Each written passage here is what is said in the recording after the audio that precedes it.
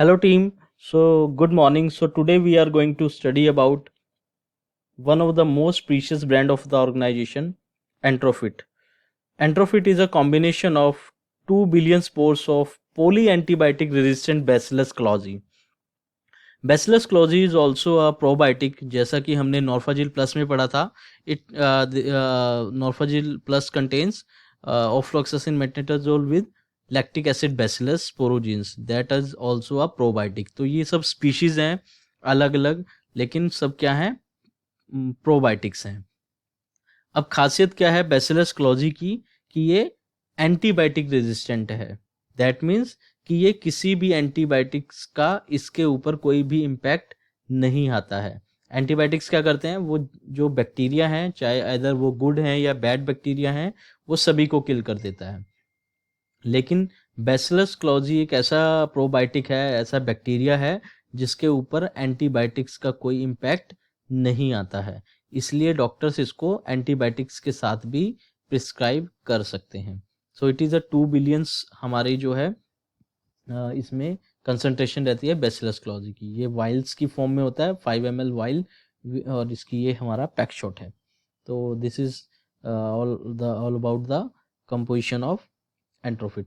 अब अगर जो हम इसके विजुअल पेज की बात करें तो विजुअल पेज में इस साल हमने कंटेक्स्ट को बहुत कम कर दिया है. जो जो मेजरली हमें रिक्वायर्ड था वही हमने इसमें डाला है. इसमें एक हमने ग्राफ डाला है जो कि रिप्रेजेंट करता है कि it alleviate symptoms of diarrhoea. तो अगर जो डायरिया हो रहा है तो ये इफेक्टिवली जो सिम्टम्स हैं डायरिया के, जैसे कि duration of diarrhoea, frequency of defecation, abdominal pain हो रहा है उसको कम कर रहा है, लूज स्टूल है तो उसको यूनिफॉर्म की तरफ लेके जा रहा है कि यूनिफॉर्म हो जाएगा स्टूल. तो अगर जो कंट्रोल ग्रुप से इसका कंपैरिजन किया है तो bacillus clausii is giving better result than the control group. तो यही हमने इस ग्राफ के थ्रू डिपिक्ट किया है.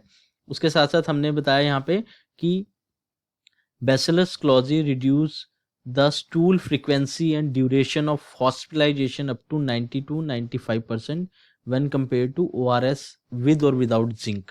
तो जब कंपैरिजन किया ORS और जिंक और विदाउट जिंक के साथ, तो देखा गया कि 90 to 95% जो है हॉस्पिटलाइजेशन की रिक्वायरमेंट कम पड़ी बैसिलस क्लोजी के केस में. दैट मीन्स कि वो जो डायरिया है वो सीवियर नहीं हुआ, ताकि हॉस्पिटलाइजेशन को पेशेंट को हॉस्पिटलाइजेशन करने की रिक्वायरमेंट नहीं पड़ी. तीसरा हमने जो डाला है, जो इस साल हमने शुरू किया है, कि ये लैक्टोज फ्री है, शुगर फ्री है एंड ग्लूटेन फ्री है. अब लैक्टोज फ्री का क्या बेनिफिट होगा, ये थोड़ा सा समझने वाली बात है. जैसे हमने डाइजेशन में पढ़ा था कि हम लैक्टेज एंजाइम यूज़ करते हैं लैक्टोज को कन्वर्ट करने में, डी ग्लैक्टोज एंड ग्लूकोज में. तो उसका बेनिफिट क्या है कि लैक्टोज को हम डाइजेस्ट करने में हेल्प कर रहे हैं. अब क्या होता है कि हम अगर जो पीडियाट्रिक्स पेशेंट्स की बात करें तो उनका जो है डाइजेस्टिव सिस्टम पूरा डेवलप नहीं होता है, पूरे एंजाइम्स फॉर्मेशन नहीं होता है. तो मेजरली पीडियाट्रिक पेशेंट्स में ये देखा गया है कि लैक्टोज जो है उनको टॉलरेट नहीं होता है. दैट मीन्स दूध और दूध से बनी हुई जो चीज़ें वो खाते हैं वो वॉमिट कर देते हैं. तो उसका क्या बेनिफिट अब लैक्टोज फ्री का बेनिफिट यही होगा कि उनको लैक्टोज अगर जो इंटॉलरेंस है भी, तब भी वो इसको ईजिली कंज्यूम कर सकते हैं. शुगर फ्री आपको पता ही है कि ये एडल्ट्स भी इसको यूज़ करते हैं. तो शुगर फ्री है तो कोई भी जो डायबिटिक पेशेंट है वो इसको ईजिली कंज्यूम कर सकता है. तीसरा है ग्लूटेन फ्री. ग्लूटेन फ्री का बेनिफिट जो अभी तक मैंने स्टडीज़ पढ़ी हैं कि ये एक जो ग्लूटेन फ्री प्रोडक्ट्स का बेनिफिट ये होता है कि ये वेट मैनेजमेंट में बहुत अच्छा हेल्पफुल रहते हैं. कि जो लोग अपना वेट को कंट्रोल करना चाहते हैं, हाईली वेट जिनका रहता है, हाई वेट रहता है जिनका, वो अगर जो कम करना चाहते हैं तो उनको ग्लूटेन फ्री प्रोडक्ट खाने चाहिए. दूसरा, सीलिएक डिजीज़ एक होती है जिसमें क्या होता है कि हमारी इम्यूनिटी ग्लूटेन की प्रेजेंस में हमारे ही अगेंस्ट इंटेस्टाइन पे अटैक करने लगती है, जिसको सीलिएक डिजीज़ बोलते हैं. तो जिनको सीलिएक डिजीज़ है और जिनकी ऑटो इम्यून जो है इम्यूनिटी जो है हमारे ही इंटेस्टाइन के पे अटैक करती है in the presence of gluten, तो वो पेशेंट भी इसको इजीली कंज्यूम कर सकते हैं. और जो वेट मैनेजमेंट में कई बार आजकल के जो यंगस्टर्स हैं जनरली वो क्या करते हैं, ग्लूटेन फ्री प्रोडक्ट्स खाते हैं। जनरली ग्लूटेन किस में होता है, वीट, बार्ले, राय, इन सब में ग्लूटेन काफ़ी मात्रा में होता है, तो वो लोग भी ग्लूटेन फ्री प्रोडक्ट प्रेफर करते हैं। उसके साथ साथ इसमें हमने इंडिकेशंस भी जो हैं, डायरेक्ट इंडिकेशंस जो हैं वो डाली हैं। पैक की, कन्वीनियंट पैक की जो बेनिफिट्स हैं वो डाला है कि रेडी टू यूज़ है, मिनी बॉटल, टेस्टलेस है, ईज़ ऑफ एडमिनिस्ट्रेशन है, नो रेफ्रिजरेशन रिक्वायर्ड है कि इसको रेफ्रिजरेशन करने की कोई रिक्वायरमेंट नहीं है, ऑर्डरलेस है, कन्वीनियंट एंड कंप्लीट डोज है। तो ये हमने इसमें पूरी विजुअल पेज में डिटेल डाली है। नेक्स्ट अगर जो हम इसको देखते हैं कि डायरिया एंड सिनेरियो क्या है उसका, तो मैंने डायरिया जैसे हमने कल भी पढ़ा है, diarrhoea is a passage of 3 or more loose or liquid stool per day or more frequently than in a normal for the individual.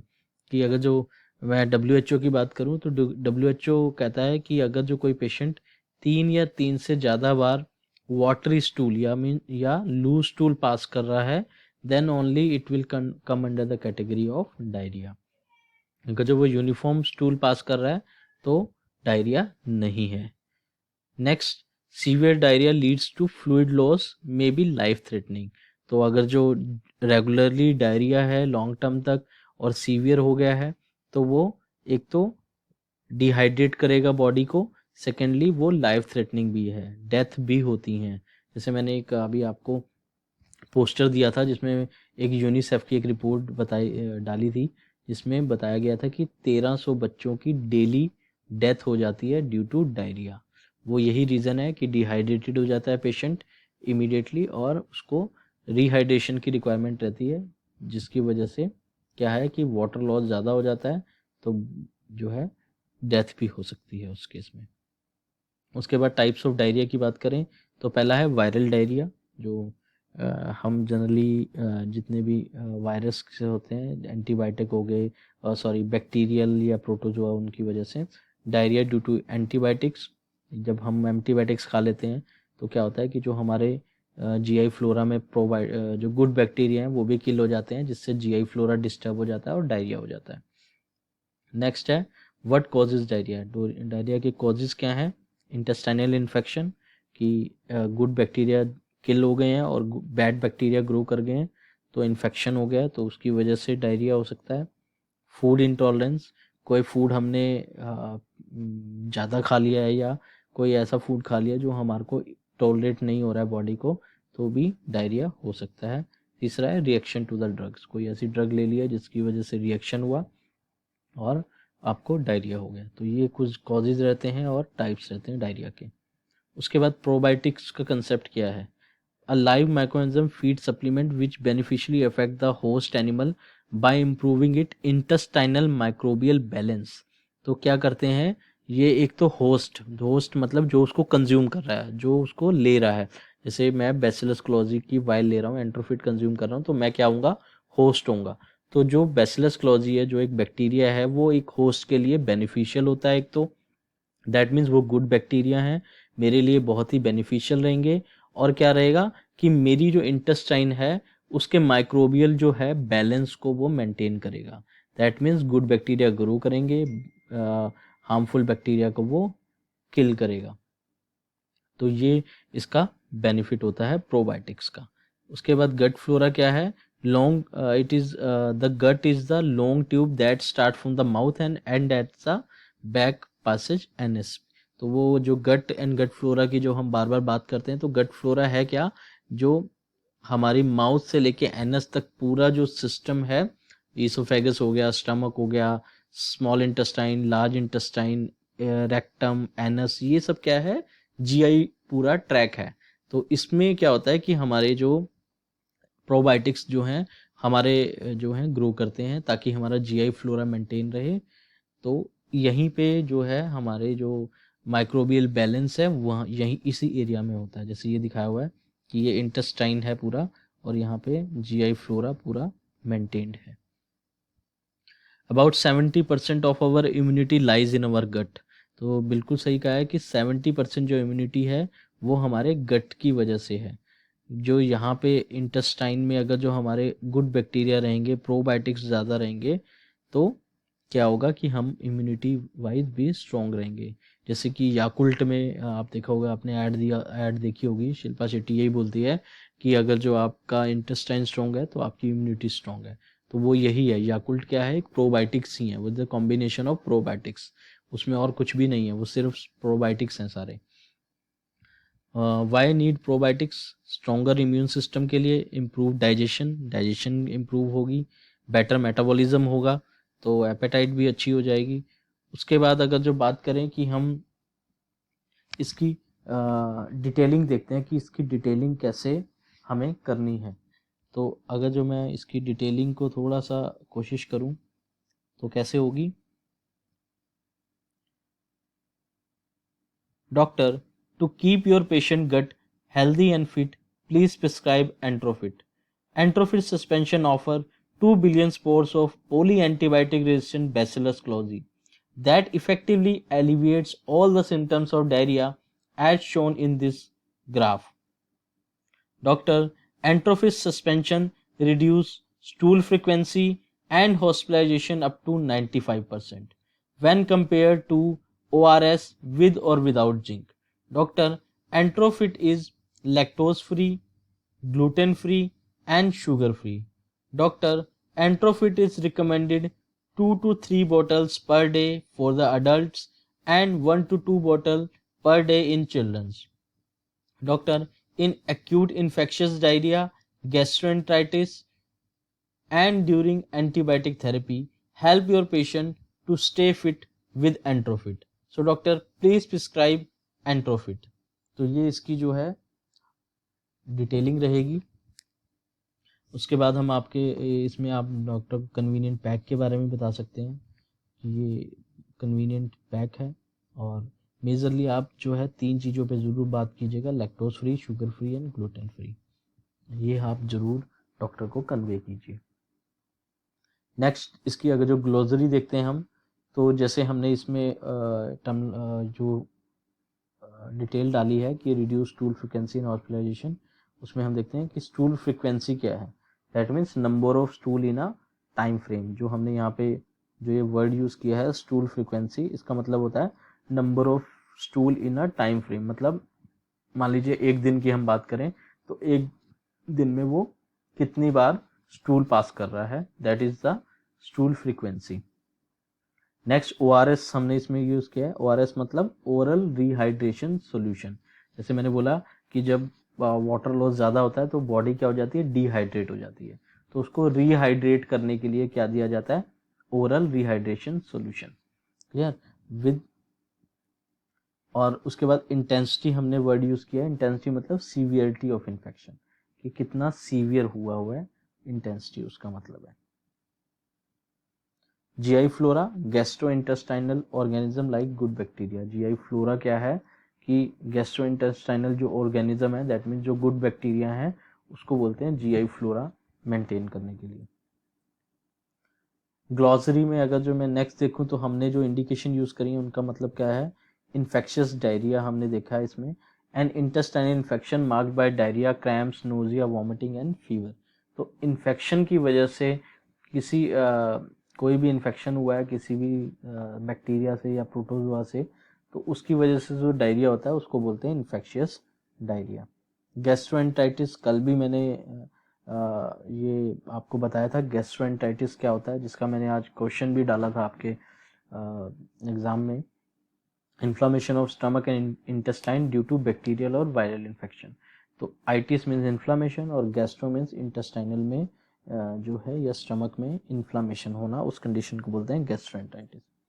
Adjunct होता है as a added therapy to increase the result from main therapy. हमने इसमें word use किया है as a adjunct with antibiotic therapy.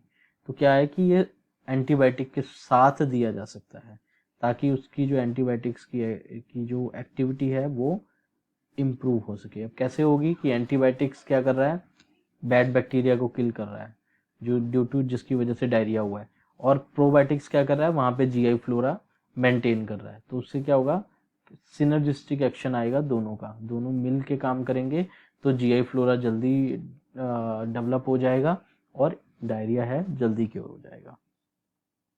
Features and benefit की बात करें तो स्पोर फॉर्मिंग प्रोबायोटिक्स हम बोलते हैं इसको। स्पोर फॉर्मिंग का बेनिफिट क्या आता है? एक तो ये हीट स्टेबल है, can be store at room temperature.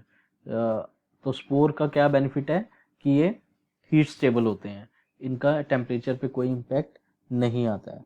Next आता है resistant to acidic condition of the stomach ensuring that it reaches the small intestine.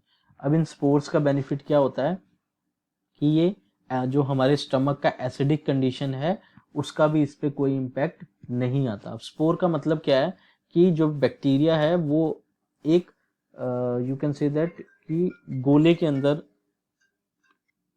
That means कि जैसे ये स्पोर एक है, इसके अंदर वो बैक्टीरिया रहेगा और इस स्पोर की वजह से आउटर कवरिंग इसको मिलती है ताकि इसका टेम्परेचर का भी कोई इम्पैक्ट ना आ सके और कोई एसिडिक का भी इसके ऊपर कोई इम्पैक्ट ना आ सके। तो ऐसे स्पोर्स होते हैं ये छोटे छोटे, जिसके अंदर क्या है, ये जो बैक्टीरिया है लाइव रहता है।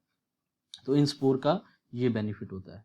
नेक्स्ट अगर जो बात करें कि रेजिस्टेंट टू मोस्ट एंटीबायोटिक, जैसे मैंने अभी पहले ही बताया कि इसको जो एंट्रोफिट में जो बैसिलस क्लॉजी है वो एंटीबायोटिक रेजिस्टेंट है, तो मैक्सिमम एंटीबायोटिक्स से ये रेजिस्ट है। तो उसके साथ में भी अगर जो दिया जाए किसी एंटीबायोटिक के साथ में तो भी ये अपना एक्शन पूरा दिखाएगा। लैक्टोज फ्री है, तो can be given to those who are lactose intolerant, जिन बच्चों को या एडल्ट्स को लैक्टोज इंटॉलरेंस रहती है वो भी इसको इजीली कंज्यूम कर सकते हैं। ग्लूटेन फ्री है and safe for diabetic patient because it is sugar free. उसके बाद अगर जो हम पैक की बात करें तो 5 ml सस्पेंशन है इसका, जो है वाइल है, MRP 34.90 है, PTS 22.44 है, PTR 24.93 है, स्कीम 50+10 दैट मीन्स 20% की स्कीम है। डोसेज जो है 1 to 2 mini bottle per day, adult की है 2 to 3 mini bottle per day. अब इसके कॉम्पिटिटर्स देखते हैं। तो सबसे बड़ा जो कॉम्पिटिटर है एंट्रोजर्मिना सनोफी का, बिकॉज ये जो है सनोफी ने ही इसको फर्स्ट टाइम लॉन्च किया था पूरे वर्ल्ड में, इसने ही इसको रिसर्च मॉलिक्यूल है ये बैसिलस क्लॉजी सनोफी का। तो ये है 49 रुपीज़ 49.50 रुपीज़ का वाइल है इसका। बेनिगट आता है बर्ड का 39.9 रुपीज़ का वाइल है। इकोबियोन BC मर्क का 32.5 रुपीज़ के जो है इसकी वाइल है। एंट्रोमैक्स मैनकाइंड 25 रुपीज़ की। रोजर्मिना जुवेंटिस का 32.8 रुपीज़ की वाइल है इसकी। अगर जो हम इसकी कोर पॉइंट ऑफ कम्युनिकेशन की बात करें तो एंट्रोफिट suspension offer 2 billion spores of polyantibiotic resistant Bacillus clozy that effectively alleviates all the symptoms of diarrhea. Entrofit is lactose free, sugar free and gluten free. So this is all about, thank you so much. So this is all about Entrofit. इसमें अभी अगर जो आपकी कोई queries हो so you can directly talk to me. Thank you.